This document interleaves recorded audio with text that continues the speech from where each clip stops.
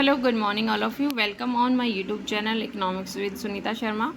This is chapter number 15, balance of payment. This is very important chapter for exam of you, and especially those students who want to preparation for STET special, net special, DSSB special और NVS KVS के लिए भी काफ़ी beneficial होने वाला है ये chapter. तो भाई लाइक करें, शेयर करें, सब्सक्राइब करें।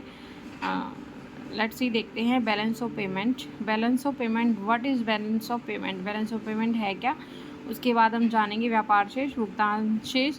व्यापार शेष कई बार एग्जाम में आया है, और ये जो हमारा नीचे फिर आता है कैपिटल अकाउंट, और ये हमारा करंट अकाउंट, और इसमें जो कौन कौन सी मदें शामिल होती हैं इस चैप्टर के अंदर हम ये सब रीड करेंगे, पढ़ेंगे। तो लेट्स सी, आइए देखते हैं।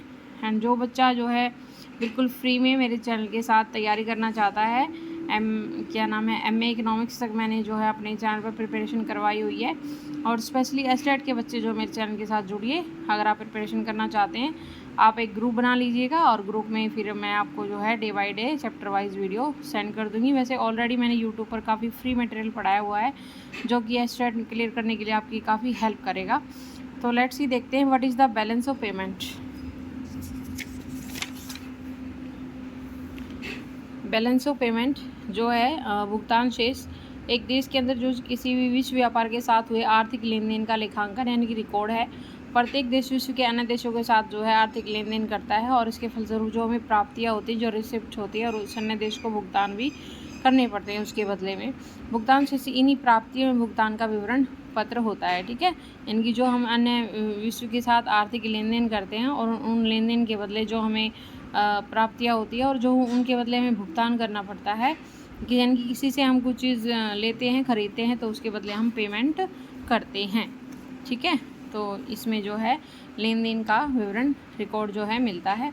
डेफिनेशन देखिए, एक देश का भुगतान शेष उस देश के निवासियों विदेशियों के किए गए सभी आर्थिक लेन देन का क्रमबद्ध रिकॉर्ड है।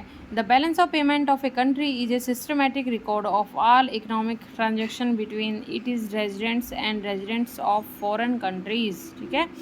नेक्स्ट पॉइंट देखिए, the balance of payment is a summary record of all economic transactions between residents of one country and the rest of the world during a given period of time, okay. Next page देखिए, next page पर क्या दिया हुआ है।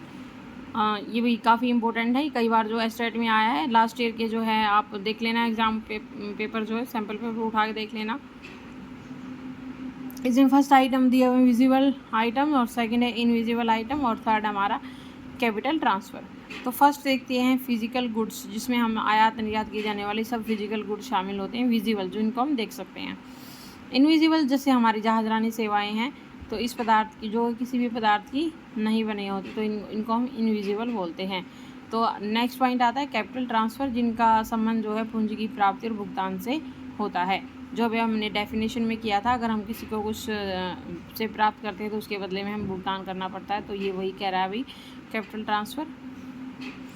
अच्छा, next point आता है हमारा बैलेंस पेमेंट,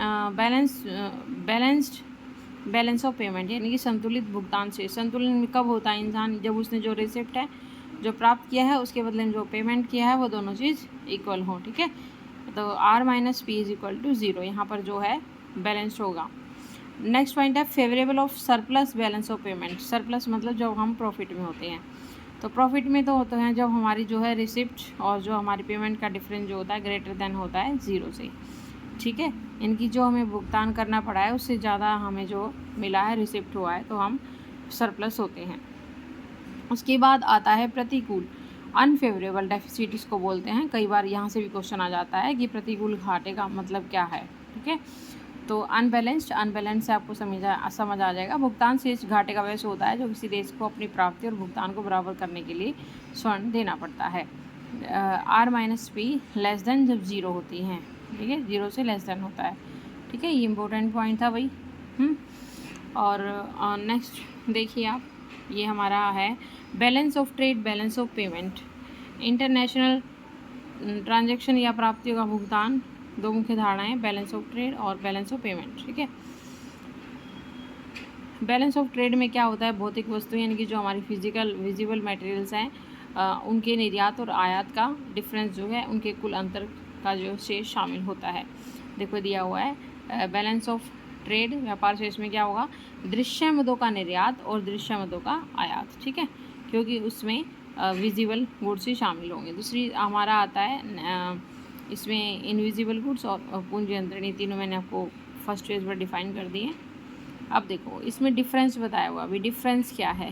भुगतान शेष अपने आप में एक विस्तृत शब्द है और इसके अंतर्गत व्यापार के सभी व्यापार शेष भी शामिल होते हैं, लेकिन व्यापार शेष जो है तो उसके लेवल से थोड़ा कम है और एक संकुचित धारणा होती है। भुगतान शेष का एक अंग माना जाता है कौन? व्यापार शेष। ठीक है, तो इसमें डिफरेंस है, आप ये कर लेना।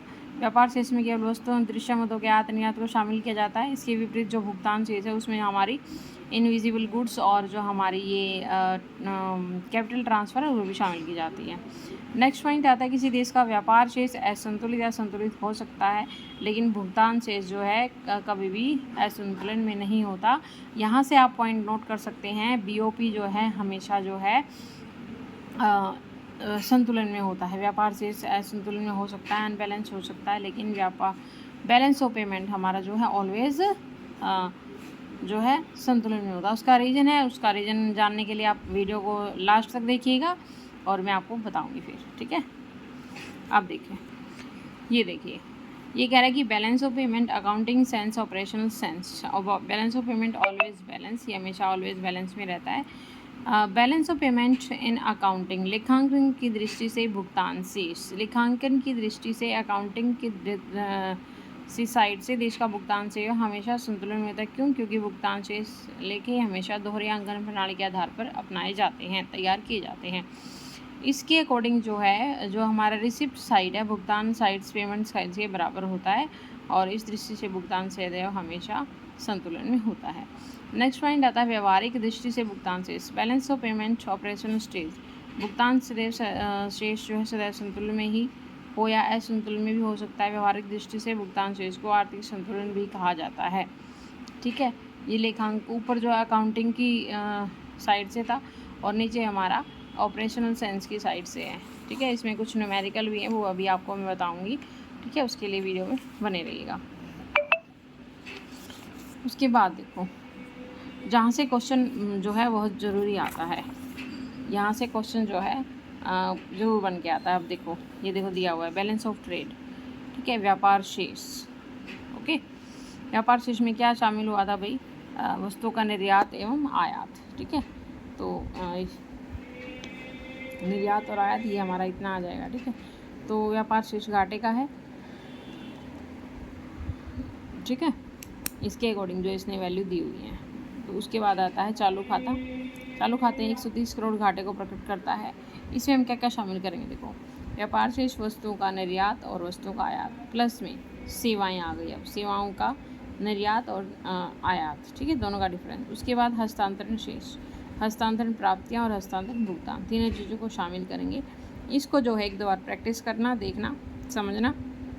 ये जो है कहीं एग्ज़ाम में भी आता है बहुत बार। ठीक है, ओके। अब balance of payment in capital account. अब देखो ये क्या कह रहा है, कैपिटल अकाउंट में 130 करोड़ से अधिक घाटा प्रकट, पूंजीगत खाते का भुगतान शेष है। Balance of payment on capital account, capital account क्या होगा? पूंजीगत प्राप्तियां और पूंजीगत भुगतान जो है, जो हमें रिसिप्ट और पेमेंट की उसका डिफरेंस जो 130 करोड़ आ जाएगा। ठीक है, उसके बाद देखो ये दो एग्जाम्पल दिए हुए हैं। जब व्यापार शेष 500 करोड़ रुपए तो आयात का मूल्य 300 करोड़ रुपए होगा। उसके लिए व्यापार शेष का फॉर्मूला क्या था? निर्यात का मूल्य माइनस आयात का मूल्य। तो व्यापार शेष का मूल्य इधर रख लेंगे, 500 करोड़ रुपए में दिया हुआ है और निर्यात का मूल्य निकालना है, तो आयात का मूल्य दिया हुआ है। तो निर्यात का मूल्य निकालने के लिए हम इसको जो है इस साइड रख लेंगे या इसको इस साइड ले जाएंगे, इसको उस साइड ले जाएंगे तो भी वो प्लस में ही हो जाएगा। ठीक है, अब ये माइनस में तो इधर आएगा, ये प्लस का हो जाएगा। तो निर्यात का मूल्य कितना आ जाएगा? 800 करोड़ रुपए। इसी तरह नेक्स्ट पॉइंट देखिए, जब व्यापार शेष माइनस 800 करोड़ रुपए है और निर्यात का मूल्य 500 करोड़ है तो आयात का मूल्य ज्ञात कीजिए। ये क्या कह रहा है कि व्यापार शेष निकालना है, निर्यात का मूल्य और आयात का मूल्य। ठीक है, इसमें हमें जो है एक्सपोर्ट दे दिया है, इम्पोर्ट निकालना है। तो ये हमारा आ गया